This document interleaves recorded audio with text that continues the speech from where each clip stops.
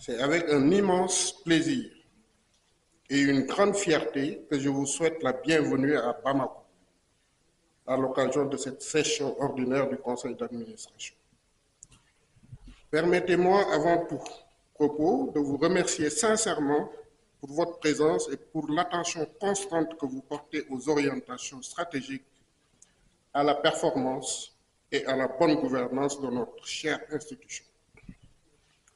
Votre engagement et votre accompagnement demeurent, à n'en point douter, des leviers essentiels de la consolidation et du développement du Fonds de solidarité africain. À tous ceux qui viennent d'autres horizons, je souhaite une chaleureuse bienvenue à Bamako, le pays de la Ndiateguia, cette hospitalité légendaire qui fait la réputation du Mali. Je reste convaincu que vous y passerez un agréable séjour. En ma qualité de présidente du conseil d'administration et au nom de l'ensemble de notre institution, je tiens à exprimer mes remerciements les plus vibrants aux plus hautes autorités de la République du Mali. Leur engagement sans faille et l'accueil exceptionnel et réservé à nos délégations font aujourd'hui de Bamako la capitale de la solidarité africaine. Merci.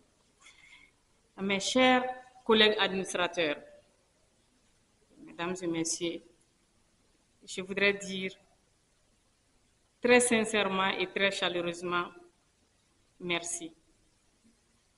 Merci et bienvenue à Bamako, à vous, venus de plus de 20 pays d'Afrique aujourd'hui, et aussi aux observateurs, à la Direction générale du Fonds de solidarité africain, ainsi qu'à tout le personnel du Fonds.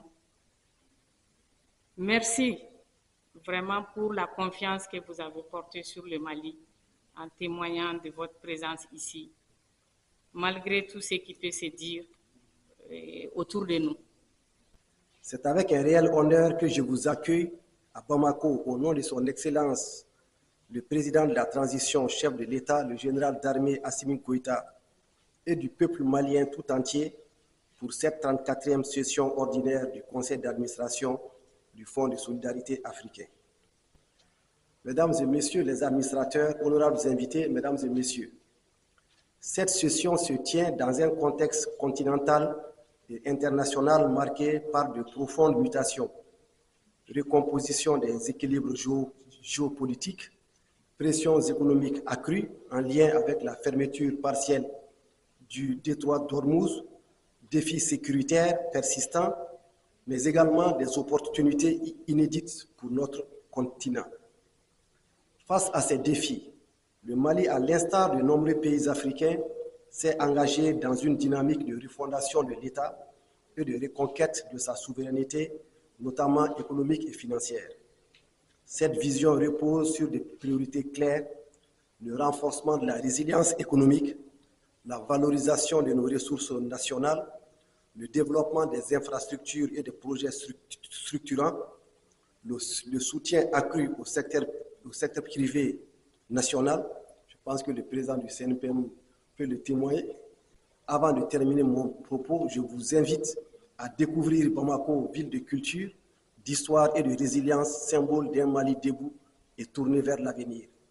Tout en vous réitérant l'accompagnement des hautes autorités maliennes et en souhaitant plein succès à vos travaux, je déclare ouverte la 34e session du Conseil d'administration du Fonds de solidarité africain.